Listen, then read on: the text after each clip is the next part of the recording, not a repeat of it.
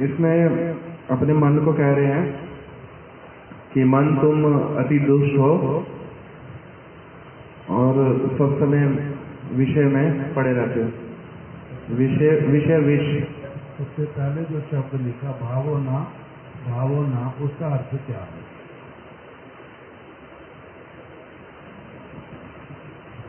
वो ही नहीं पता और आगे बोलना शुरू कर दिया। भावना मन तुम्हें अति दुष्ट। हे मन, तुम क्या कोई सोचते नहीं हो? तुम्हारे को कोई भावना नहीं आती अपने विषय में कि तुम बहुत दुष्ट हो? जैसे कोई व्यक्ति कुरूप हो, उसको अपने मन में आता है या नहीं कि मैं कौन हूँ? कुरूप। कोई व्यक्ति लंगड़ा है, उसको कभी मन में आता है या नहीं आता कि मैं लंगड़ा हूँ?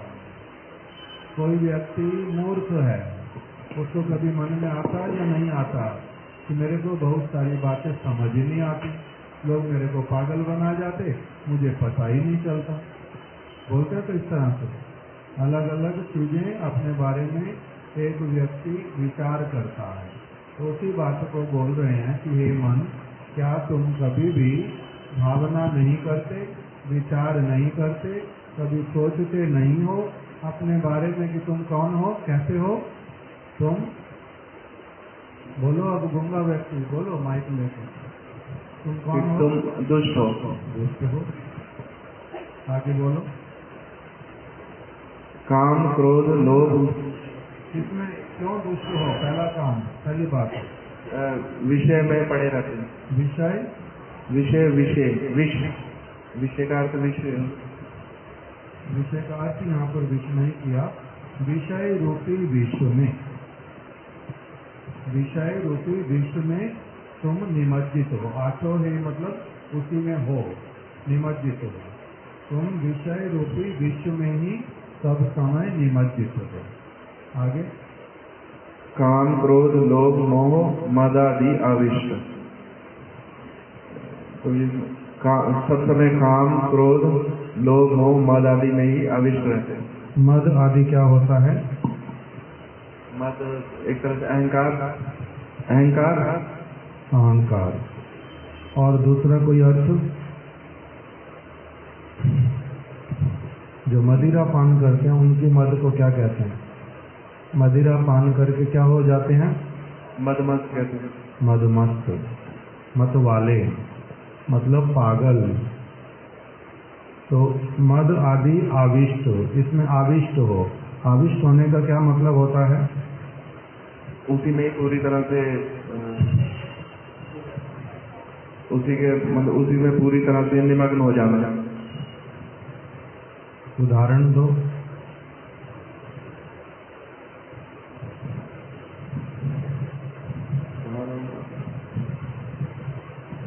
जैसे कीर्तन में भी आविष्टता होती है, कीर्तन में कोई आविष्ट हो गया तो उससे क्या करता है? फिर उसका पता कैसे चलता है कीर्तन में आविष्ट है? अपने हाव भाव से पता चलता है। अपने हाव भाव से मतलब दूसरा कैसे बताएगा कि वो आविष्ट? दोनों ही बताओ। भले अपना पता कैसे चले, दूसरे का कैसे पता? अपने का तो पता चल ही जाएगा स्वयं को। तो कैसे? उसमें मन लगेगा और किसी तरफ ध्यान नहीं होगा और बड़ी प्रसन्नता और उल्लास समझ आएगा, पूरी एनर्जी के साथ समझ आएगा। तब हुआ मेरा उत्तम, उसमें क्या हो गया? आविष्टता हो गया। यदि पॉजिटिव साइड आविष्टता जाए तो अच्छा, किंतु यहाँ पर सारी कौन सी साइड बोली है? आविष्टता नेगेटिव साइड। काम क्रोध लोभ मोह मद आदि में ही सब समय आविष्ट हूँ। सब समय तुम आविष्ट हो मेरे मन, तुम तो सब समय उसी में आविष्ट हो। कभी तुम्हें क्या हो रहा है? क्रोध आ रहा है, सब समय क्रोध है किसी न किसी के प्रति, मन के भीतर में सब समय किसी न किसी के प्रति क्रोध है। पता नहीं क्यों क्रोध भरा पड़ा, शांति नहीं। कभी लोभ कैसा वाला है? सब समय लोभ। किस वस्तु का? प्रत्येक वस्तु का। कोई ऐसी चीज नहीं जिसका लोभ मुझे ना हो। सब वस्तुओं का लोभ, उसमें आविष्ट है चित्त। आविष्ट होने पर होता क्या है? आविष्ट होने पर कीर्तन में आप आविष्ट हुए, उसके द्वारा और क्या क्या छूट जाएगा? उसके अलावा तो बाकी सब चीजें छूट जाएंगी, उसी में ही ध्यान रहेगा। आविष्टता का मतलब उसमें ऐसा आविष्ट हो जाएगा और किसी के कुछ दिखलाई देने पर भी पता नहीं चलेगा। पॉजिटिव सेंस वाला एक उदाहरण गुरुदेव हमारे देते थे कि एक व्यक्ति वो करता था लोहार का काम। वो अपना काम कर रहा बड़ी आविष्टता के साथ में, चौराहे पर बैठ करके। उसको बहुत जरूरी किसी को कुछ बना करके देना था। उसके बाद में वहीं से ही बारात चली गई, बहुत बड़ी बारात, बहुत सारे बैंड बाजे, सारा कुछ, किंतु वो अपने काम में लगा पड़ा। कोई और चीज सुन रहा हो कान में लगा के, ऐसा भी नहीं। बाद में बारात चली गई, वहां से किसी ने आकर के पूछा कि भाई ये चौराहे से बारात जो है किस तरफ गई है, जो अभी थोड़ी देर पहले यहाँ से गई, किस तरफ गई थी यहाँ से? तो क्या कहते हैं, बारात? कौन सी वाली बारात? मेरे को तो पता नहीं, यहाँ से कोई बारात गई है। तो वो अपने काम में इतना अधिक आविष्ट है कि वहां से बारात चली गई, बैंड बाजे बज करके चले गए, उसको इसका पता ही चला नहीं। इसको क्या कहते हैं? आविष्टता। अब ये तो हो गया पॉजिटिव साइड वाला। नेगेटिव साइड वाला और एक उदाहरण हमारे महाराज जी देते थे। यदि है आवेश तबे ताते है प्रवेश, सहज वस्तु ना जाए वर्णन।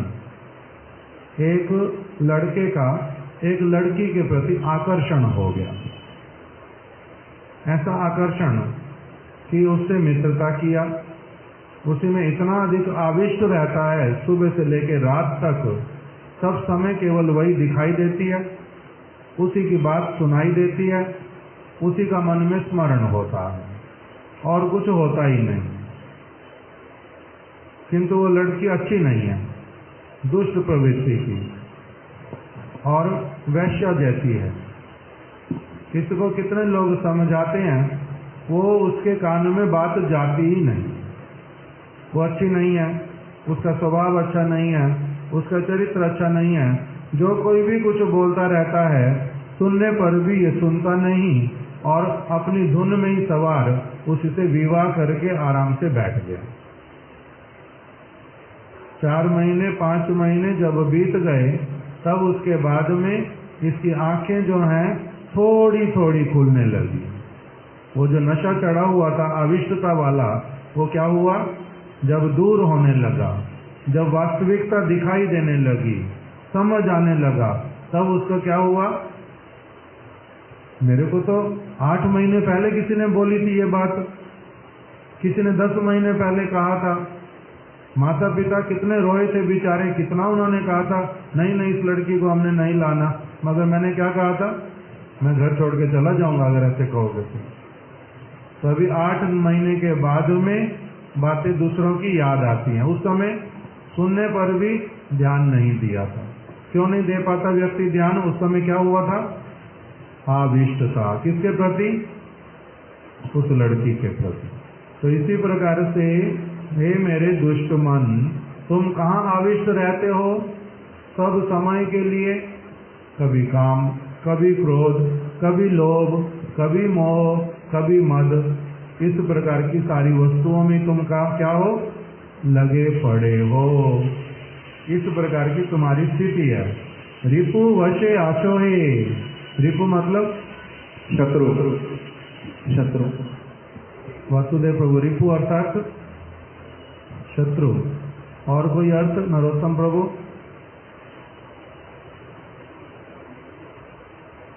रिपु वशे आशो है। रिपु इंद्रिय भी कहते हैं। अपने इंद्रियों के ही तुम वशीभूत हो। होना क्या चाहिए? इंद्रियां तुम्हारे वश में होनी चाहिए। और तुमने उल्टा कर रखा कि तुम ही क्या हो रखे हो? उल्टा इंद्रियों के वश में हो। करो आगे, किंतु ये वाला अर्थ ठीक बैठ नहीं रहा। रिपु का शत्रु वाला ही है, ये सब शत्रु हैं। आगे बोलो। असद्वार्ता भुक्ति मुक्ति पिपासा आकृष्ट। सब समय असद्वार्ता जड़ीय विषयों के बारे में चर्चा करते रहना, भुक्ति की कामना कभी। असद्वार्ता का ठीक ठीक अर्थ करो।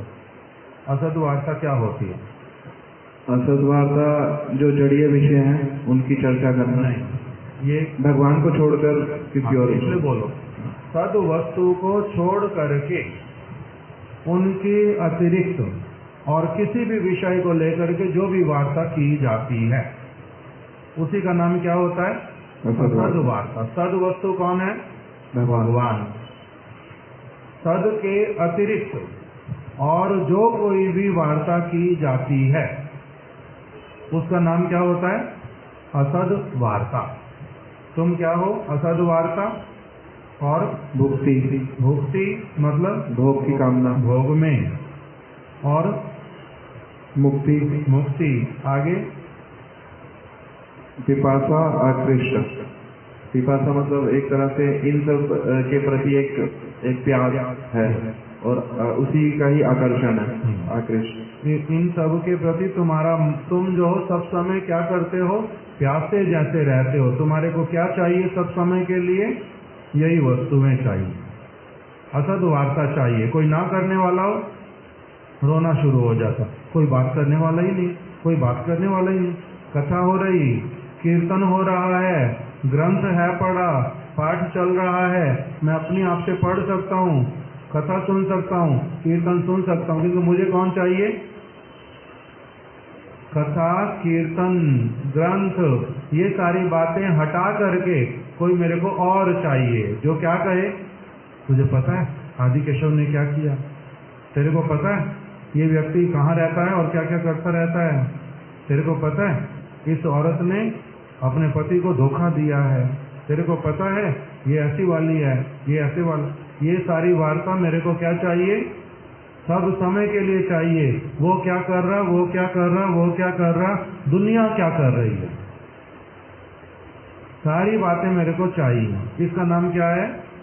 असद वार्ता। अगर ये ना हो तो मैं क्या करूंगा? क्या करूंगा? फोन में यही गंदी चीजें देखूंगा। मिला नहीं कोई व्यक्ति तो उस तरह से चलो कोई बात नहीं, मेरे को बोलने का अवसर ना मिले, सुनने का ही मिले, देखने का ही मिले, तो इसे फोन खोलो, उसी में क्या करूंगा?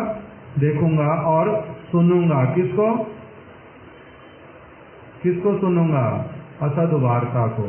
असद वार्ता करने वालों को देखूंगा, उनकी बातें सुनूंगा।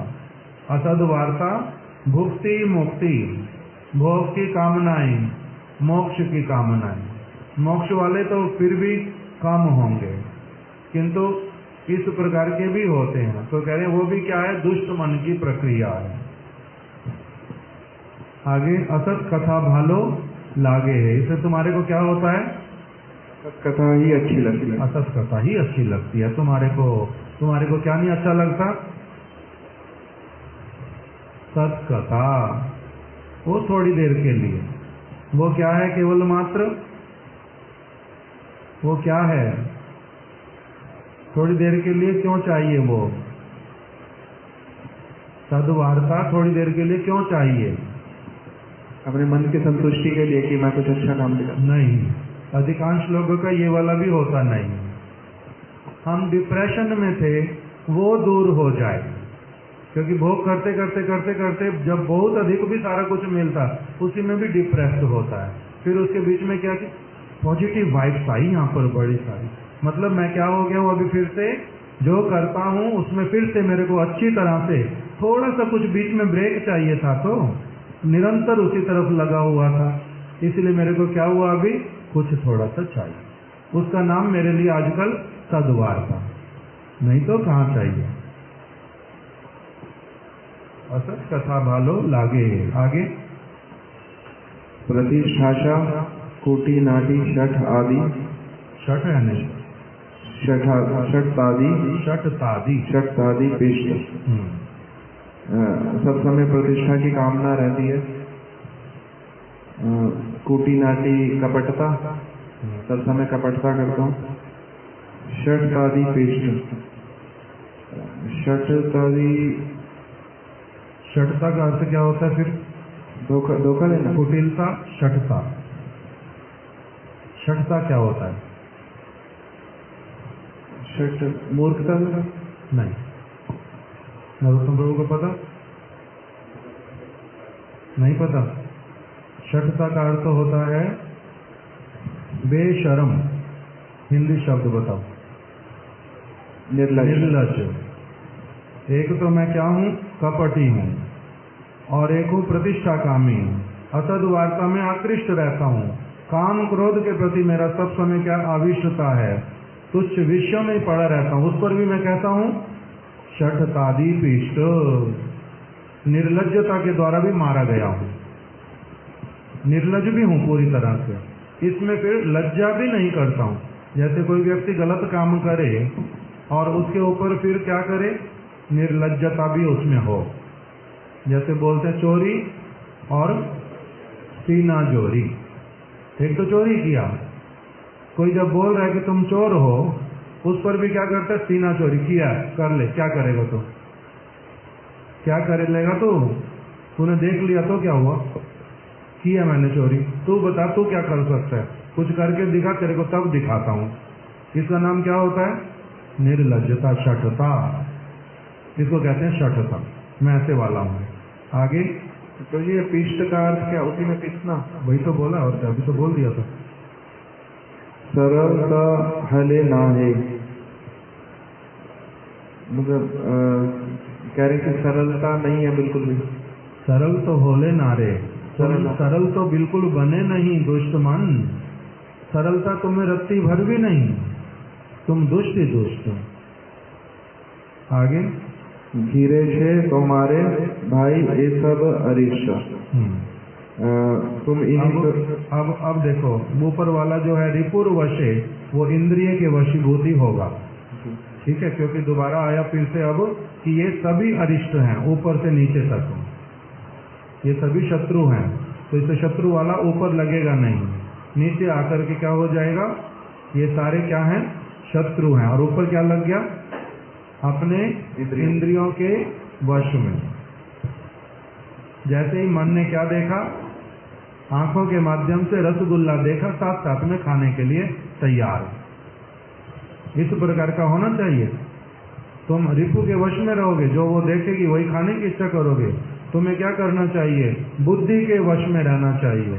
बुद्धि से पूछो रसगुल्ला खाऊं या नहीं खाऊं। देखने में अच्छा लग रहा है तो क्या हुआ? मेरे लिए खराब, मैंने नहीं खाना। किसकी बात तुम्हें माननी चाहिए? बुद्धि की, ना कि इंद्रियों की। जिसे तुम क्या हो? रिपु वशे। वहां पर इंद्रिय वाला आ जाएगा। और फिर ये सारे कौन हैं? शत्रु। ये सब तो शत्रु। आगे ये सब ना छेड़े किसे पावे राधा कृष्ण। इन सबको छोड़े बिना राधा कृष्ण की प्राप्ति नहीं हो सकती। किसे? कैसे? ये सब ना छेड़े, इन सब को छोड़े बिना किसे पावे राधा कृष्ण। किस तरह से, किस प्रकार से तुम राधा कृष्ण को प्राप्त करोगे? अब जिसके मन में ये कामना आ गई कि मेरे को राधा कृष्ण को प्राप्त करना है, ऐसे क्रियाएं करनी है जिससे कि राधा कृष्ण मेरे प्रति कृपा करें, मेरे को कृतार्थ करें, मेरे निकट में आए, मेरे को दर्शन दें, मेरे को अपना बना लें। जिसके मन में ये कामना आ गई वो तो फिर क्या करेगा? यतने छाड़ो छाड़ो है, वो तो यत्न पूर्वक इन सबको छोड़ने की कामना करेगा। हे मन, तुम्हारी अभी तक क्या ये कामना आई नहीं? तुम्हारे में क्या अभी तक ये कामना आई नहीं? अगर आ गई है तो क्या करो? यत्न पूर्वक प्रतिष्ठा, कुटिनाटी, शठता काम क्रोध लोभ मोह मद इत्यादि ये सारी जो दुष्टताएं हैं तुम उसको छोड़ो, सरल बनो ना। सरल क्यों नहीं बनते हो? नहीं तो तुम्हारे को राधा कृष्ण कभी नहीं मिलेंगे।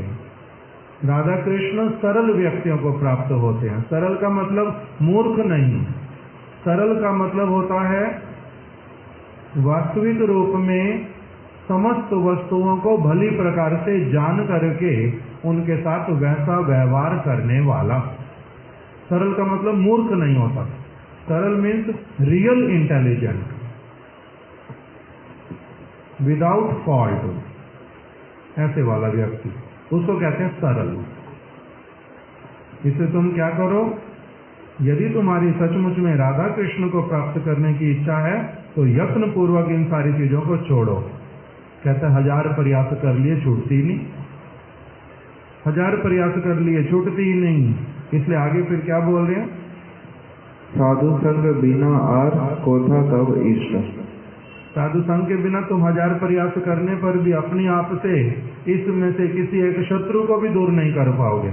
ये सारे तुम्हारे को पकड़ करके ही रहेंगे सब समय। इससे क्या करो? साधु संग करो है। इससे तुम क्या करो? साधु संग करो। साधु संग बिना आर कोथा तब इष्ट। इष्ट का अर्थ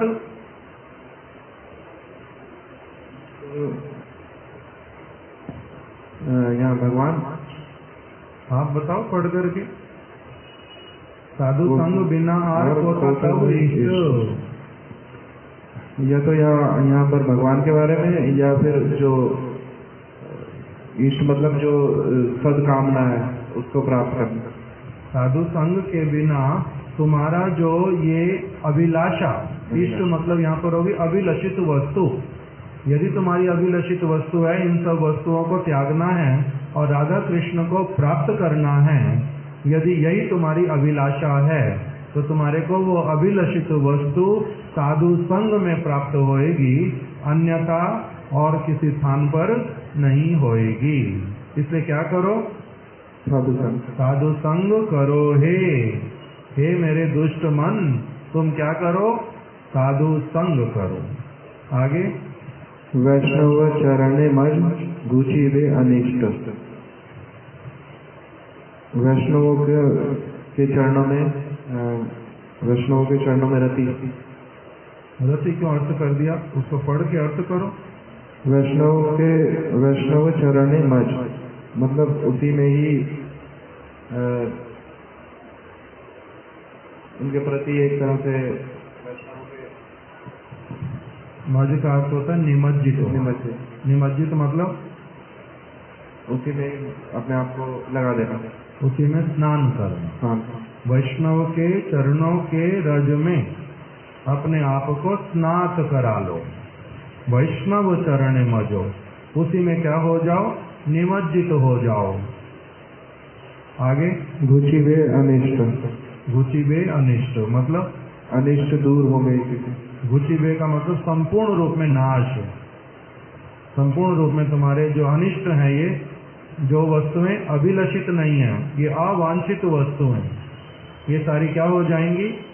दूर हो जाएंगी। दूर हो जाएंगी। आगे, एक बार भेवे देखो है, ऐसा एक बार करके देखो। भेवे का अर्थ पहले आया था भावो ना वही का वही है। एक बार भेवे देखो है, एक बार अच्छी तरह से इस बात को समझने का चेष्टा करके पूरी तरह से इसका विचार करो। अच्छी तरह से विचार करो ये सारी चीजें क्या हैं जिसके लिए तुम अपना सारा समय, एनर्जी, सब कुछ दिए जाते हो और उसका रिजल्ट क्या होगा। और यदि तुम राधा कृष्ण की ओर, साधु संग की ओर, वैष्णव के चरण की ओर यदि जाते हो, सद्वार्ता करते हो, काम क्रोध से रहित होते हो, तब तुम्हारा क्या गति होगा, इस बात को क्या कर लो, एक बार अच्छी तरह से बैठ करके विचार तो कर लो, तब फिर क्या करो, उसी तरफ चल पड़ो। इस तरह का भावना इसके अंतर्गत बता।